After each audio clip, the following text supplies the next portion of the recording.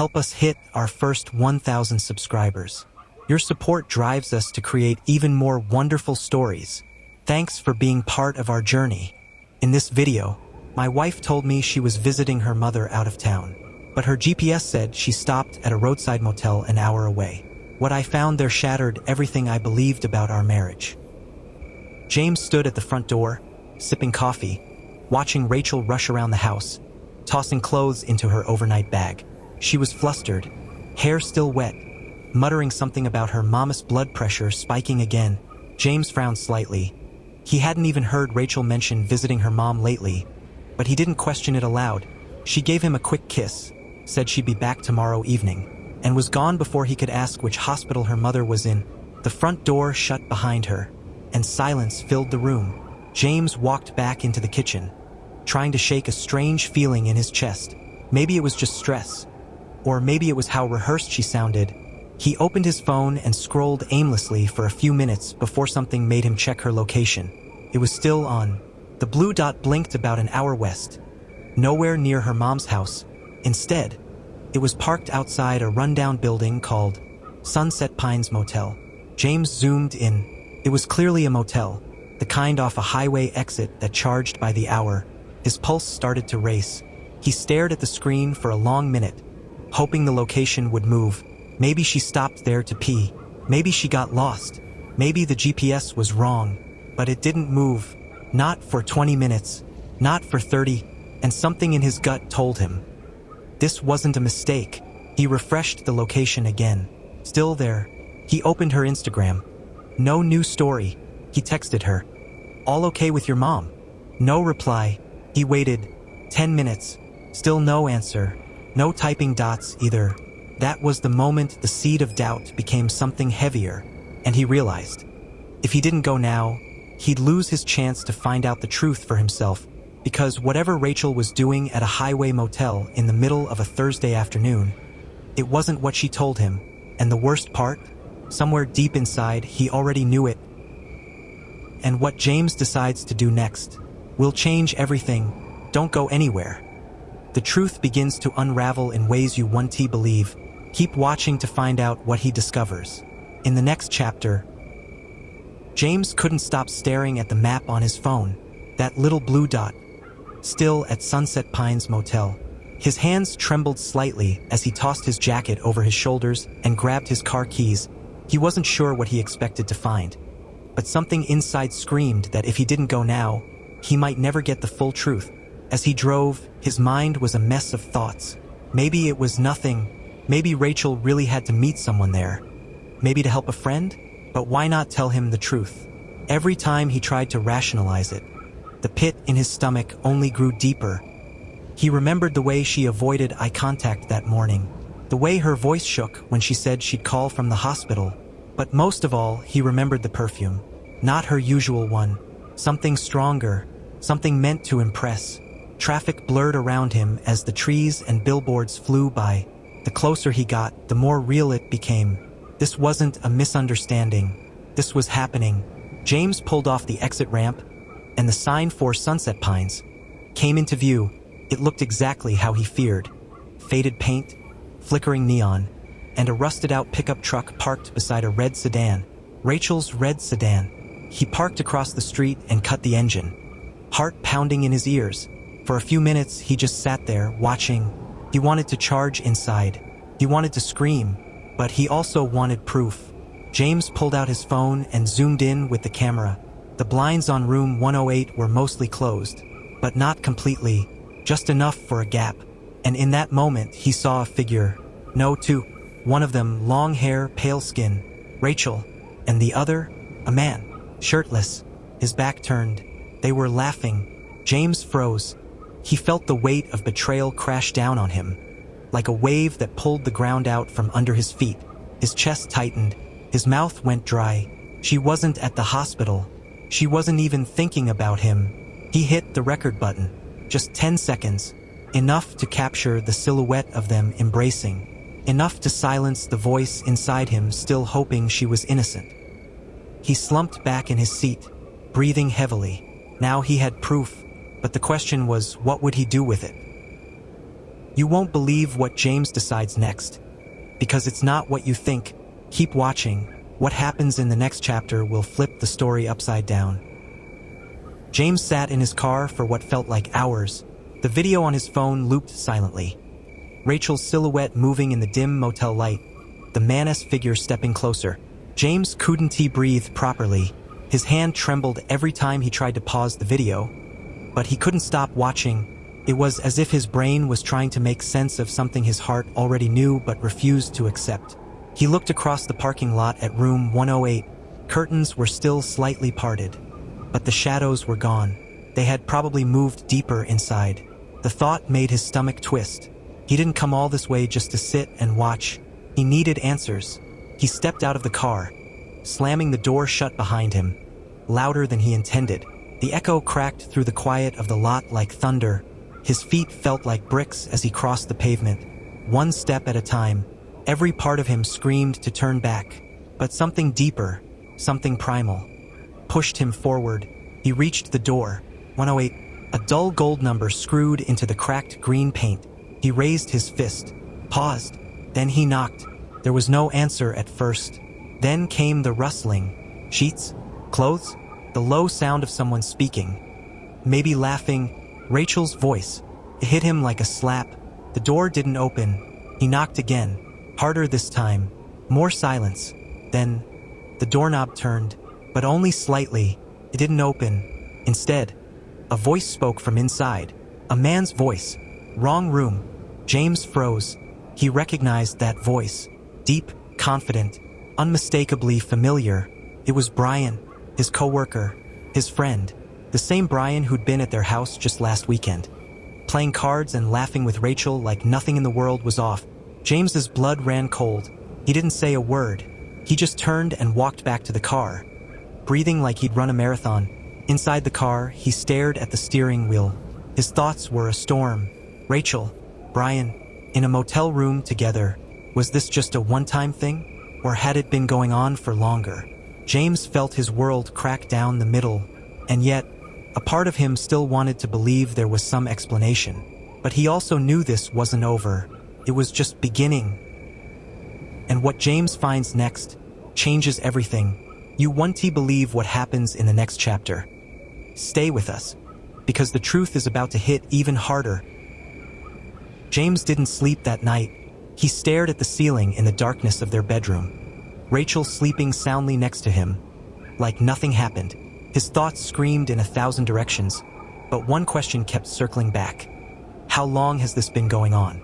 The next morning, she moved around the kitchen like always, humming softly as she poured coffee, kissed him on the cheek, and asked if he wanted toast. Felt insulting. James studied her like she was a stranger wearing his wife's skin. Where were you last night? He asked casually, like it was a normal question. Rachel didn't even flinch. With Amanda, she replied.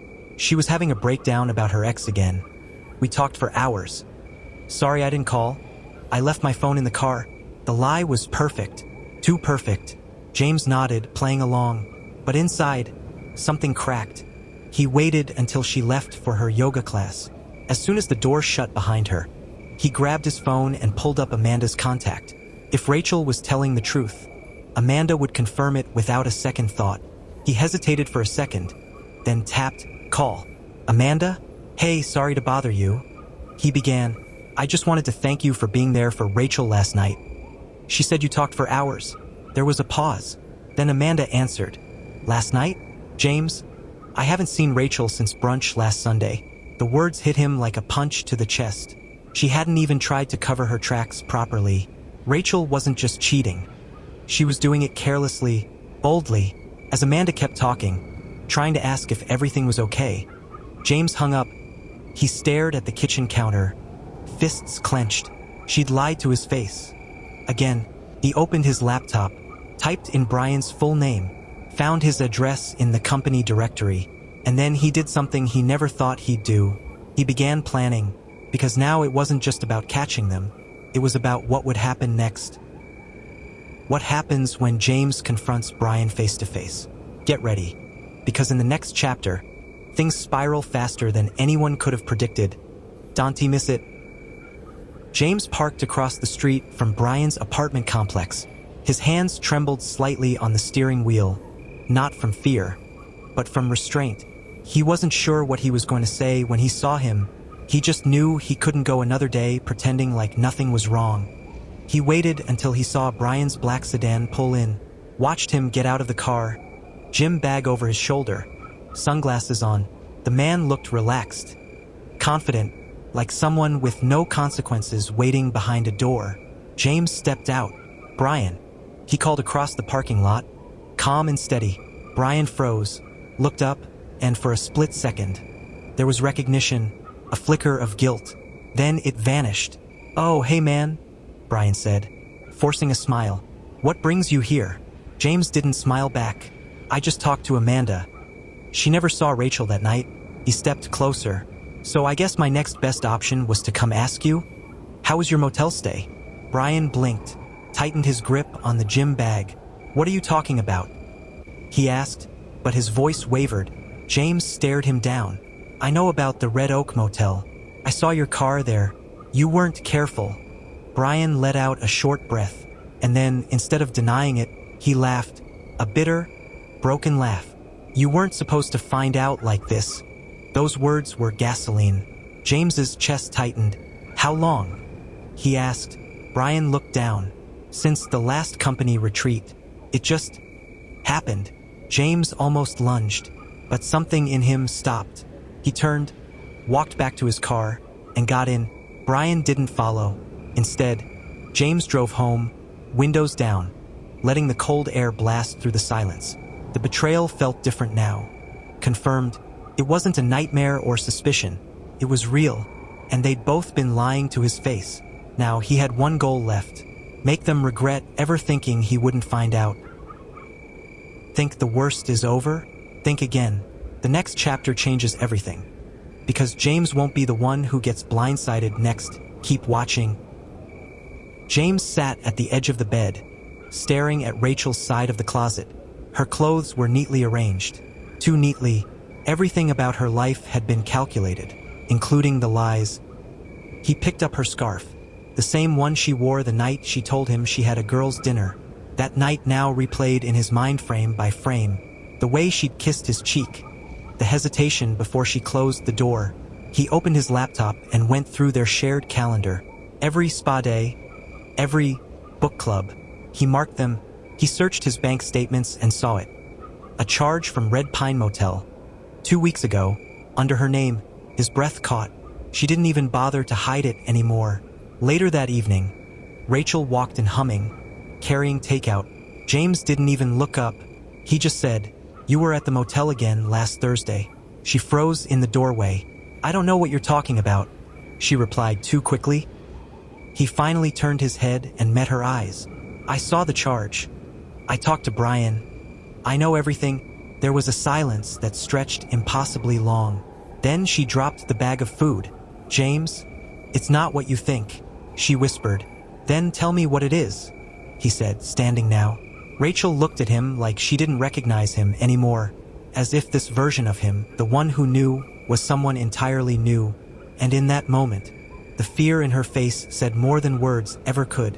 She sat on the couch, burying her face in her hands. "I didn't want to hurt you," she said. "It just started, and I couldn't stop." James clenched his fists, and neither could he. Rachel didn't answer. That silence screamed louder than any confession. But instead of yelling, James walked to the door. "You have until tomorrow to move out." And just like that, he was gone. He didn't slam the door. He didn't cry. He just left her with the truth and the sound of her own decisions echoing in the hallway. But this wasn't over, because what Rachel had done wasn't just betrayal. It was calculated, and James was starting to believe there was more behind it than just lust. Think she told him everything? Think again. The next chapter uncovers secrets deeper than anyone saw coming. Stay tuned, because it's only getting darker from here. James couldn't sleep.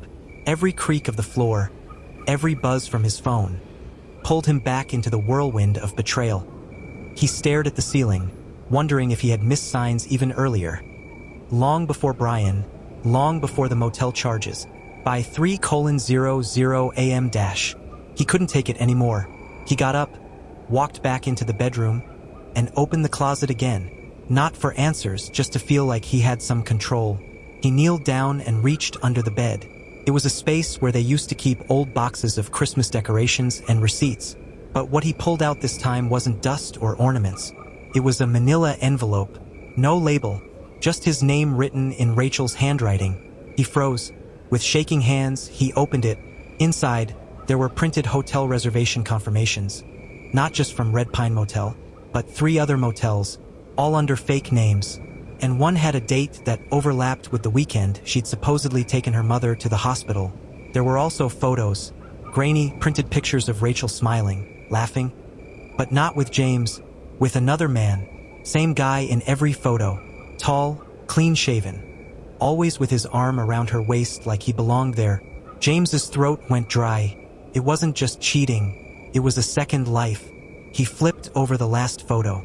There was handwriting on the back. To the only man who truly sees me, R. He dropped the photo like it was burning hot. Who the hell was this man? And how long had this been going on? His head spun. Rachel had told him it was a fling. One mistake, a moment of weakness. But the truth was much darker. This was coordinated, deliberate. It was a relationship, possibly love, and worst of all, James realized. He might not even be the only one being lied to. What if this other man didn't know about James either? What if he thought he was the only one? James sat there, heart pounding in his ears, staring at the photos spread across the floor like a crime scene, because now it was one. So you thought this was just about cheating? Think again. The next chapter uncovers a face James never expected to see, and a confrontation that might change everything. Don't miss what's coming. The next morning, James drove straight to the return address printed on one of the motel receipts. An address he found tucked behind the last photograph. He didn't know what he was expecting. Maybe a confrontation, maybe closure. The location turned out to be a small suburban house in a quiet neighborhood. Lawns were trimmed. Wind chimes danced in the breeze. It felt like the last place a secret life would hide. James sat in his car for a few minutes, heart pounding, watching the front door. Finally, he saw a tall man walk out with a gym bag slung over his shoulder. It was him, the man from the photos. James stepped out, voice tight. "Hey, you know someone named Rachel?" The man froze. For a moment, the stranger just stared at him. Then he dropped his bag. "Who are you?" he asked, slowly approaching. "I'm her husband," James said through gritted teeth. "And I want to know who the hell you are." The man rubbed the back of his neck and exhaled sharply. "My name's Mark. I met Rachel at a conference 2 years ago. She told me she was divorced." James felt his stomach twist. Mark looked just as shocked. She said her ex was unstable, controlling, that he stalked her. James blinked. "That was him?" Mark shook his head. "I swear, man, I didn't know she was married. She lives with me half the week now. We were planning on getting engaged next month." James staggered back like he'd been punched. All this time, Rachel wasn't just cheating. She was living a double marriage. "She lied to both of us," Mark said quietly. His hands were shaking. James stared at the ground, his mind racing through memories that now felt like fragments of a stranger's life. The business trips, the nights she claimed she was at her mother's, the hours she spent working late. Mark ran his hands down his face. "She even introduced me to her sister. She said I'd meet her parents soon." And just like that, the puzzle rearranged itself in James's head. Rachel wasn't hiding an affair. She was building another life, one where James didn't exist. But why? Why fake an entire relationship? Was it for love? For power? Or something much, much darker? James and Mark stood in stunned silence. 2 strangers, 1 wife, and 0 answers. What would you do if you found out your marriage was a lie, and someone else was living the same lie with you? You're not ready for what happens next. Stick around for the next part, because the truth is about to explode. That same evening, James and Mark sat at a diner off the highway, a pot of untouched coffee between them, both staring blankly at the table. James still couldn't believe it. His wife wasn't just unfaithful. She was living a parallel marriage, Mark had brought a box of keepsakes Rachel left at his house. Inside, there were cards signed "Your Forever Girl," selfies at mountain cabins James had never seen, and worst of all, a sonogram. A sonogram dated just 5 weeks earlier. James's throat went dry. Rachel had told him she couldn't have kids. It was the reason they never tried for one. Mark stared at him, confused. She was excited. Said we'd name the baby Leo, whether it was a boy or girl. James clenched his fists under the table. None of this made sense anymore. He excused himself to the restroom, splashed water on his face, and stared at his reflection. Who was he married to? Back at the table, Mark had pulled out an envelope, another motel receipt. But this one wasn't from any of the previous addresses. It was from a small motel an hour north, dated just last week, and the room had been booked under a completely different name. Emily Reyes. That's not even her name, James whispered. Mark looked just as baffled. James pulled out his phone and did a quick search. Emily Reyes had a Facebook profile. The face? It was Rachel's, but with blonde hair and a whole new backstory. According to her profile, she was single, a freelance travel writer, living in another state entirely. They had uncovered a third identity. James felt sick. Was Rachel some kind of con artist? How far did her deception go? And most importantly, what was she running from? Mark stared at James. We need to go there. Now, before she disappears again. James nodded, adrenaline kicking in. They jumped into Mark's car, speeding toward the new location, hearts pounding, because now it wasn't just about betrayal.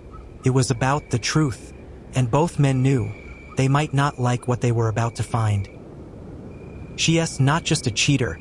She's a ghost with 3 faces. Get ready, because in the next chapter, the darkest secret finally comes out. James and Mark pulled up to the secluded roadside motel just after midnight. The parking lot was nearly empty, save for a silver sedan parked under a flickering light. James recognized it instantly. It was Rachel's car. They approached room 207, heartbeats thudding in their ears. James raised his fist to knock, but the door creaked open an inch before he touched it. Rachel stood there, barefoot, hair wet from a shower, wearing a hotel robe like nothing was wrong. She froze when she saw both of them standing there. James, Mark, she said in a soft, practiced tone. I was going to call you. Mark looked like he was about to explode, but James raised a hand, keeping him silent. Talk, he said coldly. Now, Rachel stepped back, letting them in. Inside the room, a baby bassinet stood by the bed. Neither of them had noticed it at first. James's eyes widened. Is it born? Rachel nodded slowly. She's 4 days old. Mark took a step back, completely stunned. You didn't tell me. What the hell, Rachel? Rachel sat down, burying her face in her hands. Then she began to speak. She told them everything. Her real name wasn't Rachel. It was Sarah Jennings, and she had been living under false identities for almost 6 years. She had run from an abusive marriage long before she met either of them, changed her name, her appearance, and started new lives in different cities to escape being found. James was her attempt at stability, Mark was her moment of freedom, and Emily Reyes was her final exit strategy, her way of disappearing again, permanently. I didn't plan on falling in love with either of you, she said. I didn't plan on getting pregnant, but I did, and I panicked. She looked at the child. Her name is Lila, and I'm not asking either of you to stay. I just didn't want her to grow up in a lie like I did. James stood frozen. 1,000 emotions pulsed through him. Anger, heartbreak, disbelief, but most of all, relief, because now, the nightmare of confusion was over.